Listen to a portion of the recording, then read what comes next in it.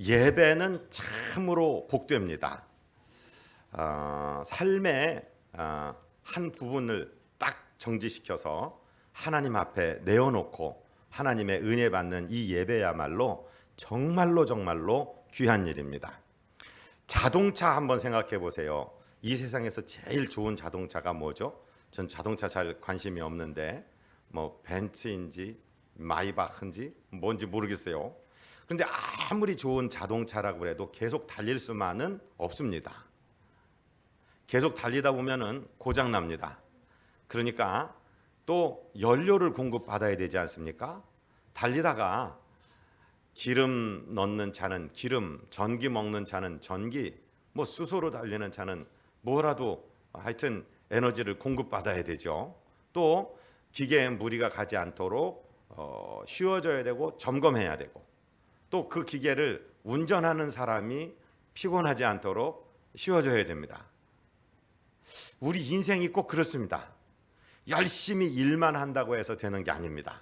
그래서 우리는 일주일의 가장 첫 시간을 주회전에 나와서 주님 앞에 우리의 잘못된 부분을 바로잡고, 또 영적인 에너지를 공급받고, 육신의 피로도 풀고, 우리 병든 몸도 고치고 하는 것입니다. 그래서 이 예배가 얼마나 귀한지 모릅니다. 예배에 오신 사랑하는 성도님들을 환영하고 축복합니다. 우리는 누가 뭐라고 그래도 복받은 사람들입니다. 아멘. 그 축복의식이 있어야 된다는 말씀이에요. 지금 바다 위에 배가 한 척이 떠 있습니다. 이 배가 어떤 배일까요? 제가 말씀을 준비하면서 사전들을 좀 찾아봤더니 이런 뜻들이 있습니다. 유람한다. 유람선이 있죠. 유람이라는 말이 뭔 뜻인가 사전 찾으니까 돌아다니며 구경함 이렇게 되어 있어요. 그런가 하면 유랑이라는 게 있어요. 저는 유랑이라는 것이 굉장히 낭만적인 건 줄 알았는데 사전적인 정의는 이렇습니다. 정기적인 수입이나 정해진 거처가 없이 여기저기 떠돌아다니는 빈곤 상태. 그래서 유랑한다는 얘기는 낭만을 즐긴다는 얘기가 아니라 잘 데가 없고 먹을 데가 없다 하는 이야기가 되는 거예요.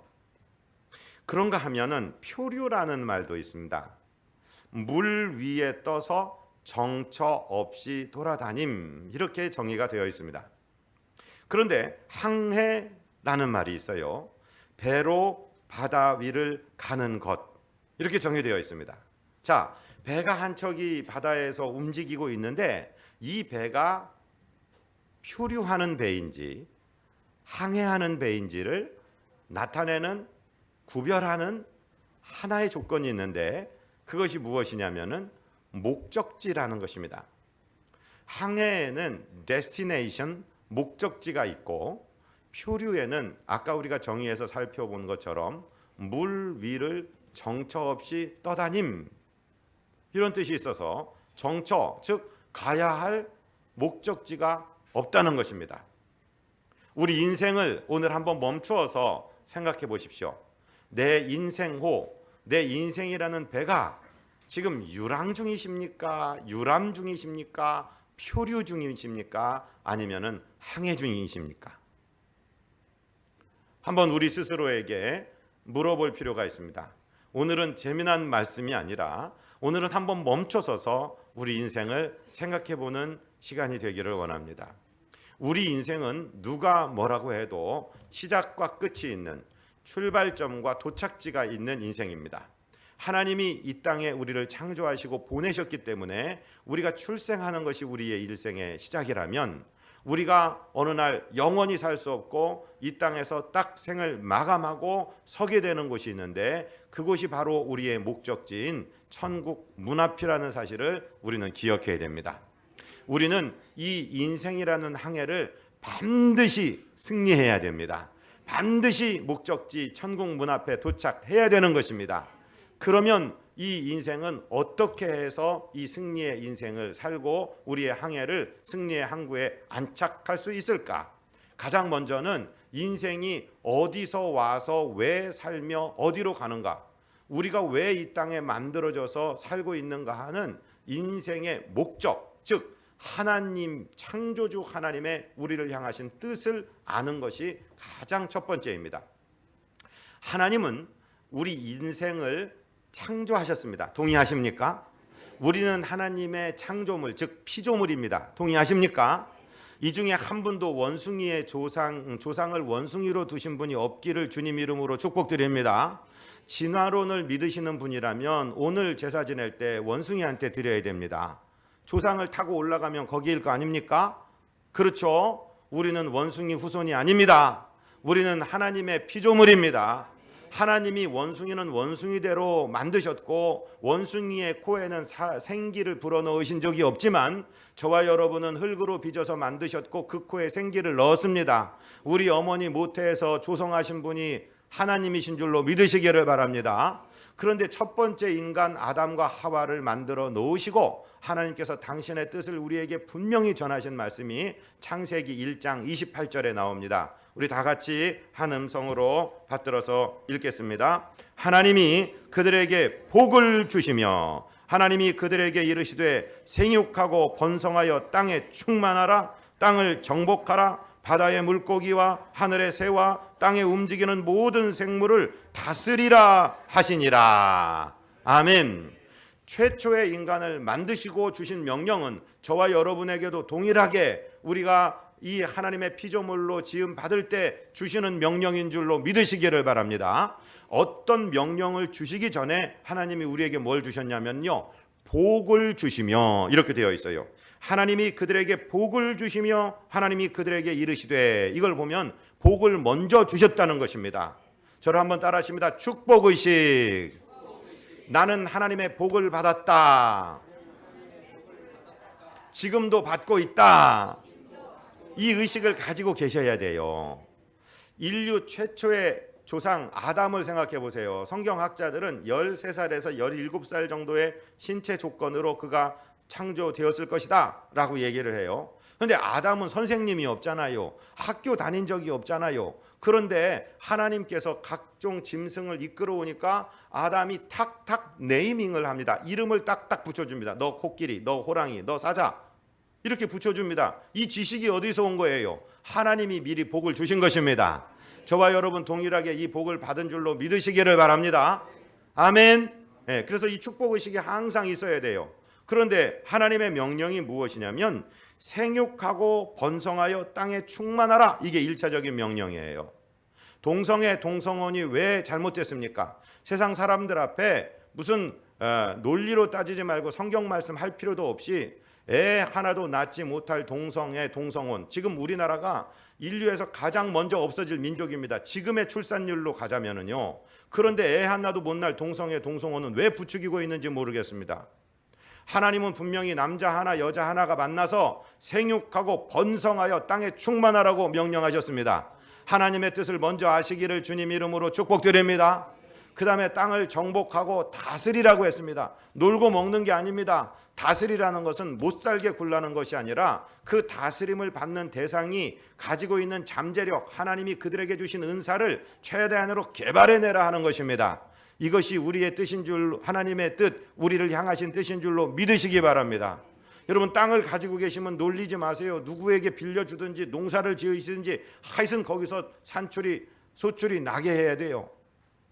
가정에 요즘에 이상한 인권, 이상한 것이 유행이 되다 보니까 부모가 자식을 다스려야 되는데 부모의 권세, 스승의 권세 다 뭉개버리고 네 인권, 아동의 인권, 물론 학생의 인권 다 중요해요.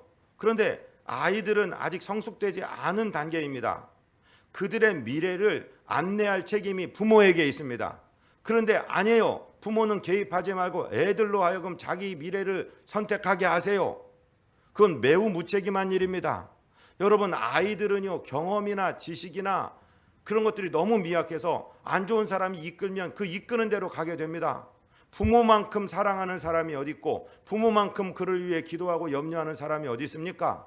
부모가 그를 강압해서는 안 되지만 부모가 자녀들을 잘 다스리고 양육해서 그들의 앞길을 열어주는 책임은 부모에게 있는 줄로 믿으시기를 바랍니다.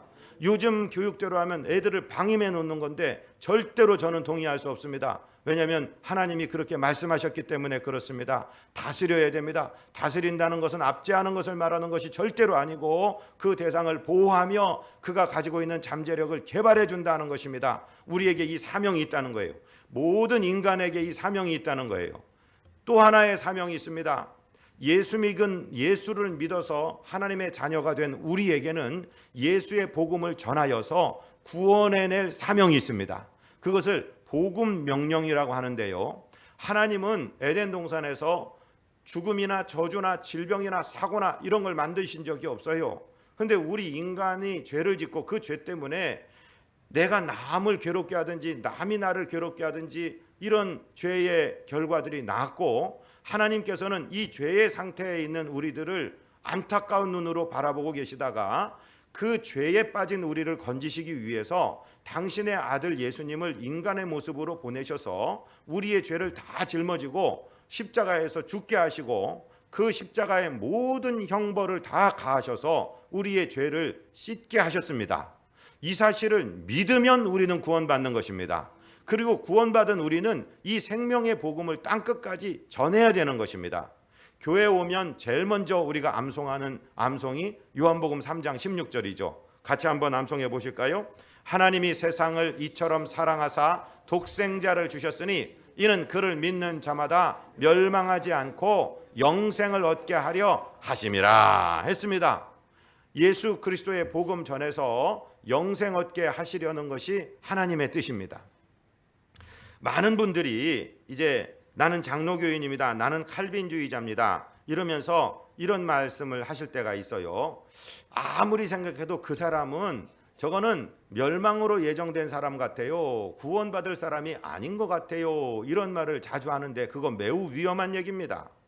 여러분, 예정이라는 것은 언제 예정설이 유효한가 하면은 예정설, 하나님의 택정할 입을 입어서 하나님의 예정함을 입어서 구원받았다는 이야기는 로마서, 에베소서, 갈라디아서 이런 데서 나오는데 그런 책들이 전부 다 교회에 보내는 서신이라는 것을 잘 이해하십시오. 거기 나오는 서신들이 교회 성도 예수 믿고 구원받은 사람이 읽으라고 들으라고 보낸 편지에 들어가 있다는 사실이에요.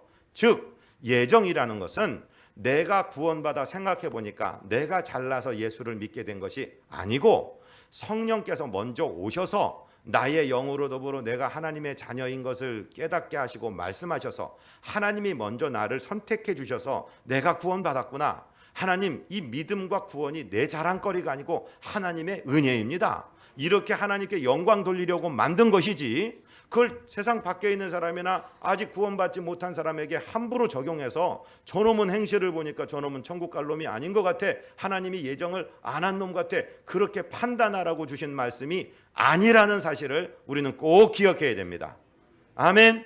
그 사실을 베드로 사도가 분명히 베드로후서 3장 9절에 말씀하세요. 우리 같이 읽을까요? 주의 약속은 어떤 이들이 더디다고 생각하는 것 같이 더딘 것이 아니라 오직 주께서는 너희를 대하여 오래 참으사 아무도 멸망하지 아니하고 다 회개하기에 이르기를 원하시느니라. 아멘. 하나님이 뭘 원하신다고요? 지금 악을 행하고 지금 추석절이 되면은 1994년에 지존파 그 아이들이 더 못 죽여서 내가 강남 사는 저 오렌지족들 저것들 더 못 죽여서 한이 된다고 그러고 잡혔을 때 이를 들뜩 깔던 사람들인데요. 그 사람들이 구원받고 천국 간 거 아십니까? 여기서는 사형당했지만 감옥에서 예수 믿어서 그들의 죄를 뉘우치고 영혼의 구원을 받은 것을 아십니까? 여러분, 그러니까 그런 사람들 보면서 저런 놈들은 불신으로 예약된 거야, 예정된 거야, 그런 말씀 하시면 안 된다 이 말씀입니다. 아멘. 하나님은 저 땅끝에 마지막 한 사람까지도 회개하고 구원 얻기를 원하시는 사랑의 하나님이시다. 이 사실을 우리가 알았다면 이제 하나님의 뜻 두 가지를 알았어요. 생육하고 번성해서 땅에 충만하고 땅을 정복하고 다스려라는 명령을 알았고, 예수 그리스도의 복음 전해서 마지막 한 사람이 구원받고 돌아올 때까지 저 땅끝에 학교에 가보지도 못했고 덩치도 우리 반만하고 완전히 피부 색깔도 까만 피그미족의 그 한 사람이라 할지라도, 에스키모의 한 사람이라 할지라도, 저 아프리카의 어떤 막 장애를 입은 에이즈로 죽어가는 아이 하나 할지라도 구원받고 돌아오는 것을 기뻐하신다는 하나님의 뜻을 알았으면 이제 이 사람들은 어떻게 살아야 되느냐. 로마서 12장 1절이 그것을 말씀해 주십니다. 오늘 본문 로마서 12장 1절을 같이 읽겠습니다.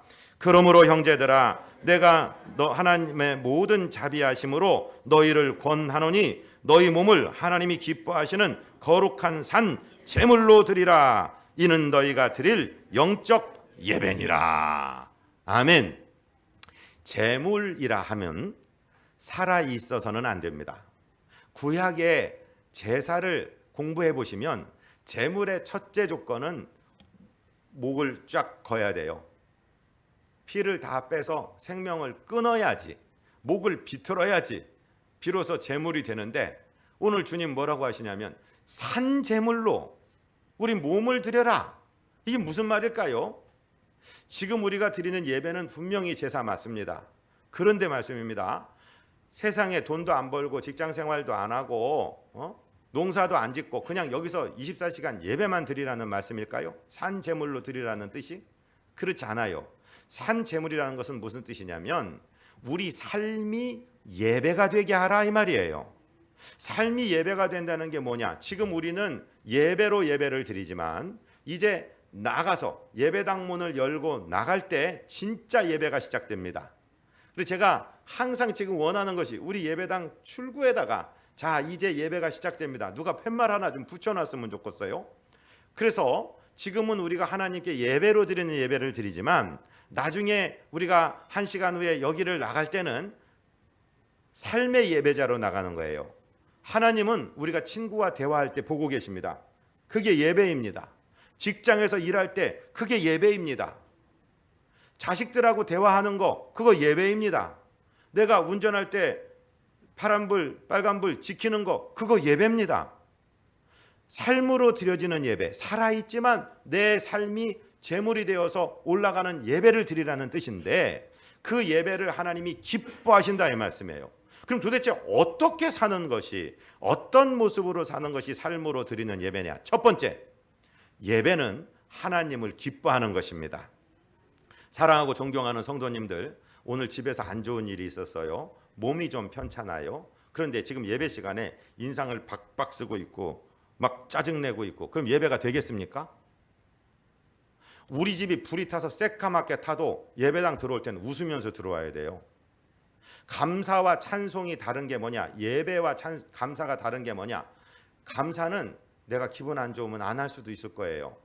그런데 예배는요, 하나님은 창조주고 내가 피조물인 이상 나의 상황과 상관없이 하나님이 하나님이시기 때문에 받으셔야 되는 거예요. 아멘. 내 상황과 상관없어요. 그러니까 기쁨의 예배, 삶의 예배는 하나님을 기뻐하는 자세로 드리라는 거예요. 여러분, 명절이 돼서 자식들이 찾아옵니다. 자식들이 찾아왔는데 인상 쓰면서 엄마 돈 내놔, 아버지 돈 내놓으셔. 그게 예배입니까? 그게 무슨 세배입니까? 그게 무슨 가족의 명절입니까? 아니죠. 내가 어떤 일을 당했어도 어떤 괴로움이 있어도 부모님 앞에 기뻐하며, 제가 농담으로 그러잖아요. 부모님 기쁘시게 해드리려면 여기 송곳니나 여기 앞니에다 김 한 장이라도 붙여갖고 와갖고 웃겨드리라고 말이죠. 에? 부모님 즐겁게 웃으시게 해드리는 거. 여러분, 하나님 그분을 기뻐하는 것, 이게 예배입니다. 우리 삶에 어떤 일이 있어도 기쁨의 코드를 갖기로 결정하시기를 바랍니다. 하나님으로 인하여 기뻐하시기를 바랍니다. 우리가 두세 주 전에 공부했습니다. 느헤미야 8장 10절, 우리 화면을 보면서 함께 읽겠습니다. 느헤미야가 또 그들에게 이르기를 너희는 가서 살진 것을 먹고 단 것을 마시되 준비하지 못한 자에게는 나누어 주라. 이날은 우리 주의 성일이니 근심하지 말라. 여호와로 인하여 기뻐하는 것이 너희의 힘이니라 하고. 아멘. 기뻐하십시오. 슬픔 속에서도 기뻐하면은요, 하나님의 기적이 일어납니다. 에? 괴로운데 괴로운 문제를 바라보지 마시고 하나님으로 인하여 기뻐하십시오. 하박국처럼 아무것도 없어도 기뻐하시는, 기쁨의 예배에 승리하시는 저와 여러분 되시기를 주님 이름으로 축복드립니다. 두 번째는요, 감사 생활입니다. 일반적인 삶 가운데서요, 무조건 감사하시기를 바랍니다. 저는 이 정말 추석날이 되니까 진짜로 기가 막히게 저는 2018년 여름이 너무도 무더워서 가을은 오지 않을 줄로 알았어요. 그랬더니 추석 되니까 여지없이 선선한 바람, 아니 새벽에는 싸늘한 바람이 불어서 이불을 끌어다 덮을 정도의 날씨가 오고야 마는 것입니다. 여러분, 이렇게 사만사온 또 사계절이 뚜렷한 하늘 높은 이 땅에 사는 거 감사하지 않으십니까? 감사하시기를 바랍니다. 감사하시기를 바랍니다. 병아리처럼 감사하시기를 바랍니다. 제가 말씀드렸잖아요. 병아리들은 물 한 모금 찍고도 하늘 보고 감사합니다, 감사합니다, 감사합니다, 감사합니다, 감사합니다. 할렐루야. 매사에 감사하십시오. 매사에. 눈이 볼 수 있는 것에 감사하시고, 귀가 들을 수 있는 것에 감사하시고, 다리가 걸을 수 있는 것에 감사하시고. 할렐루야. 어떤 분이요, 정형외과 가서 의사한테 왼쪽 무릎이 너무 아프다, 왼쪽 무릎이. 연세가 좀 드셨어요. 그러니까 의사는 젊은 친구니까, 나이 들면 다 그래요, 그걸 참고 사셔야지. 그러니까 여보쇼, 이 오른다리랑 얘랑 동갑인데 얘는 팔팔해. 왼쪽 다리가 지금 아프지, 얘 동갑내기인데. 그런 얘기했다는 거예요. 여러분, 다 걸을 수 있는 다리, 통증이 있어도 걸을 수 있는 다리 있는 거 감사하지 않습니까? 할렐루야. 감사하시기를 바랍니다. 지금 종합병원들마다 수천 개의 병상들이 있죠. 거기에 누워 계신 분의 평생 소원이 이런 소원이에요. 나는 걷는 거는 그런 거는, 나는 그런 위대한 일은 나는 꿈도 못 꾸고, 제발 내가 화장실 가서 내 변을 내가 처리할 수 있을 정도만, 내 자식들 간병인 이 더러운 꼴 보이지 않고 고생시키지 않고 내가 내 뒤처리할 수 있을 정도만 하나님이 나 좀 살려주셨으면 좋겠다고 소원하는 분들이 얼마나 많은지 아십니까? 여러분, 우리 육신 건강해서 움직일 수 있고 일할 수 있고 내 다리로 걸어와서 예배할 수 있는 것, 하나님께 감사하시기를 바랍니다. 시편 50편 23절, 우리가 잘 아는 말씀입니다. 같이 화면을 보면서 읽습니다. 감사로 제사를 드리는 자가 나를 영화롭게 하나니 그의 행위를 옳게 하는 자에게 내가 하나님의 구원을 보이리라. 매사에 불평하지 않고 원망하지 않고 감사하고 감사하는 생활이 옳은 행위의 생활이고, 하나님이 하나님의 구원을 보여주시겠다고 했고, 이것이 몸으로 드리는 산 제사인 줄로 믿으시기를 바랍니다. 세 번째로는요, 어떻게 사는 것이 기쁨의 산 제사를 드리는 것인가? 결국 우리가 만나는 모든 문제의 해결은 우리에게 있는 것이 아니라 하나님께 있습니다. 동의하십니까? 네. 우리가 가지고 있는 숙제, 우리가 풀어야 될 모든 것들 하나님 은혜로 되어진다는 것을 믿으십니까? 그렇다면은 모든 문제에서 하나님 편에 서시기를 바랍니다. 물질과 하나님이 다툴 때 물질 편에 서지 마시고 하나님 편에 서십시오. 내 자존심과 하나님의 뜻이 다툴 때 나를 구부려서 나를 굴복시켜 하나님 편에 서시기를 바랍니다. 세상 권세와 맞설 때 하나님 편에 서시기를 바랍니다. 그러면 하나님이 이깁니다. 하나님이 우리를 이기게 하시는 줄로 믿습니다. 유다왕 여호사밧 시대에 세일산 건민, 즉 에서의 후예들, 에돔 족속들하고 모압 족속들하고 암몬 족속들하고 막 쳐들어왔어요.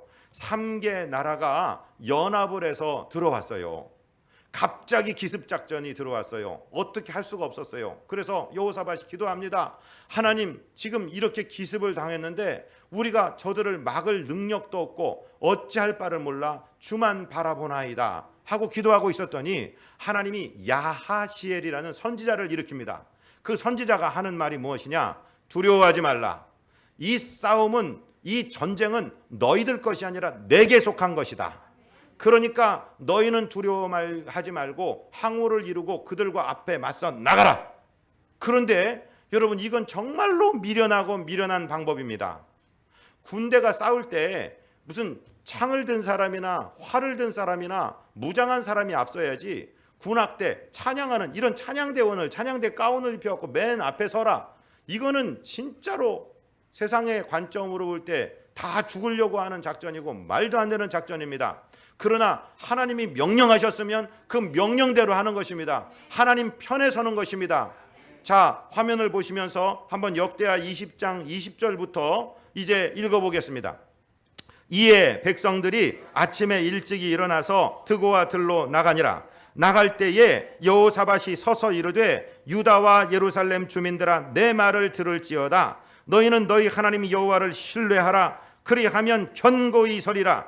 그의 선지자들을 신뢰하라. 그리하면 형통하리라 하고 백성과 더불어 의논하고 노래하는 자들을 택하여 거룩한 예복을 입히고 군대 앞에서 행진하며 여호와를 찬송하여 이르기를 여호와께 감사하세 그의 인자하심이 영원하도다 하게 하였더니 그 노래와 찬송이 시작될 때에 여호와께서 복병을 두어 유다를 치러 온 암몬 자손과 모압과 세일산 주민들을 치게 하심으로 그들이 패하였으니 곧 암몬과 모압 자손이 일어나 세일산 주민들을 쳐서 진멸하고 세일산 주민들을 진멸한 후에는 그들이 서로 쳐 죽였더라.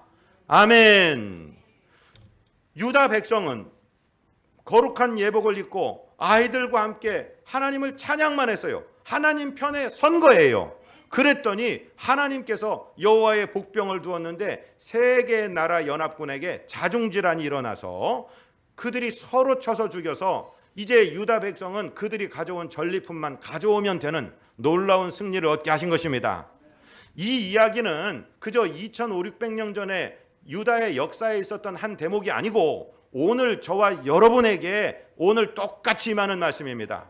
우리 인생의 배를 생각해 보세요. 풍랑이 한 방향에서 오는 게 아니에요. 어떤 때는 막 경제적으로 어려운 누가 돈을 떼먹고 날아가기도 하고요. 병원에 갔더니 아이고 이게 의학적으로는 어떻게 할 수 없겠습니다. 이런 소리도 듣기도 하고요. 가족 관계에 갑자기 막 원수가 맺어지기도 하고요. 이런 풍랑들이 한 번에 다가올 때가 많습니다. 연합으로 다가올 때가 많습니다. 그럴 때 어떻게 하시겠어요? 두려워하고 좌절하고 낭망하지 마시고 하나님 편에 서시기를 바랍니다. 하나님을 찬송하시기를 바랍니다. 여호와께 감사하시기를 바랍니다. 그게 하나님께 서는 거예요. 그러면 하나님께서 하나님의 방법으로 역사하십니다. 아멘. 그것이 우리의 삶을 거룩한 산 제사로 드리는 삶입니다. 하나님을 기뻐하십시오. 하나님께 감사하십시오. 하나님 편에 서십시오. 선택을 하나님 편으로 하라는 것입니다. 에이, 목사님 아무리 설교를 그렇게 해도 나는 돈이 더 무서워. 목사님 아무리 그래도 나는 병원 건강이 더 무서워. 아니에요. 하나님만 두려워하십시오.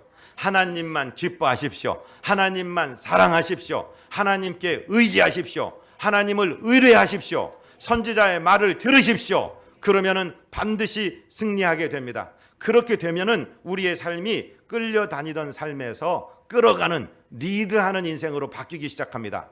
로마서 12장 2절 말씀입니다. 너희는 이 세대를 본받지 말고 오직 마음을 새롭게 함으로 변화를 받아 하나님의 선하시고 기뻐하시고 온전하신 뜻이 무엇인지 분별하도록 하라.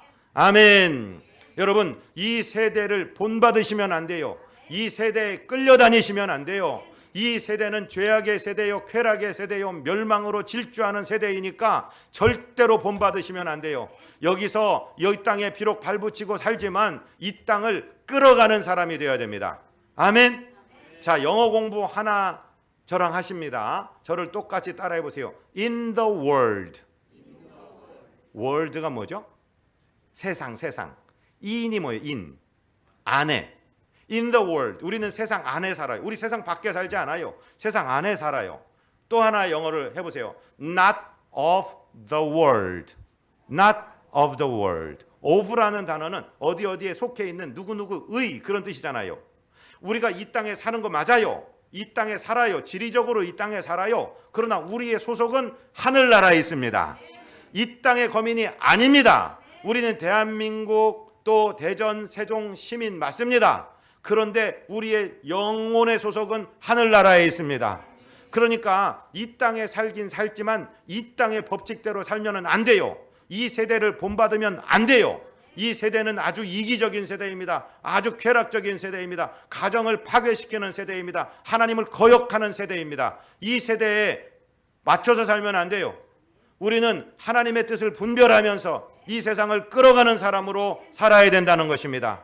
그렇게 살다 보면 외로움도 있어요. 세상 사람들 앞에 손가락질 받기도 해요. 아, 예수쟁이들 너무 특별하다는 소리도 들어요. 그러나 여러분 이기셔야 됩니다. 오로지 이 세상에 살기 위해서는요, 환난을 견뎌 나가야 됩니다. 이 세상이 만약에 미친 세상이라면 그 미친 사람들이 볼 때 저 사람들 예수에 미쳤다고 할 때 마이너스 곱하기 마이너스는 플러스가 되는 거예요.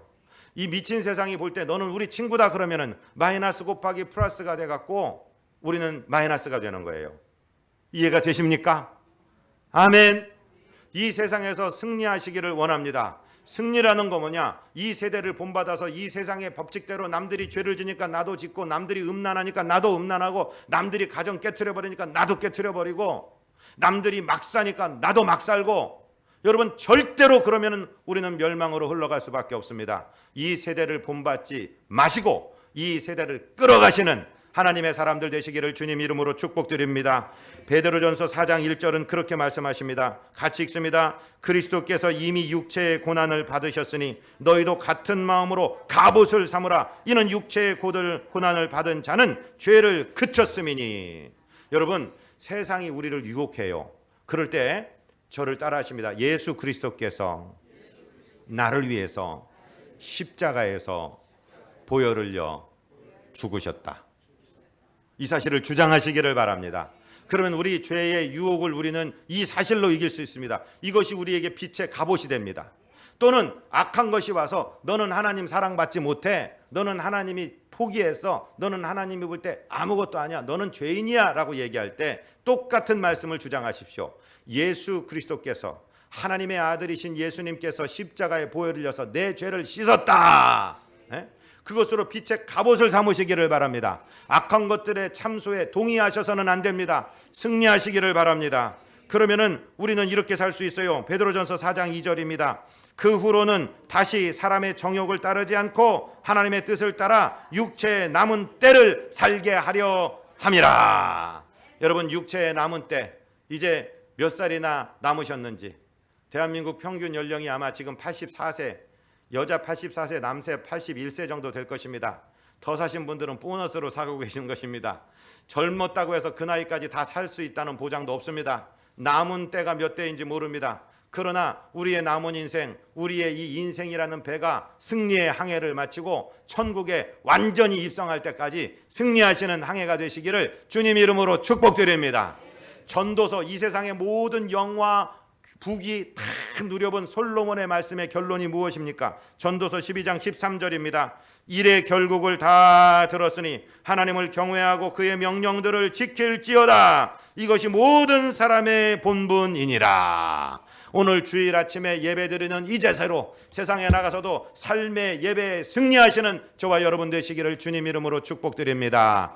하나님 우리 아버지, 주의 사랑과 은혜를 감사합니다. 우리 인생의 사명을 알았습니다. 생육하고 번성하여 땅에 충만하고 정복하고 다스리는 것과 예수 그리스도의 복음 전하여 마지막 한 사람까지 건져내는 것이 우리의 사명이요, 우리의 목표요. 우리의 몸을 거룩한 산제사로 기쁨의 제사, 감사의 제사, 하나님 편에 서는 제사를 드리며 세상에 끌려가지 아니하고 끌고 가는 능력의 삶인 줄 알았사오니 이 항에 승리할 수 있도록 우리의 인생의 키를 주님께서 잡아 주시옵소서. 우리 구주 예수 그리스도 이름으로 믿사옵고 축복하고 간구하옵나이다. 아멘.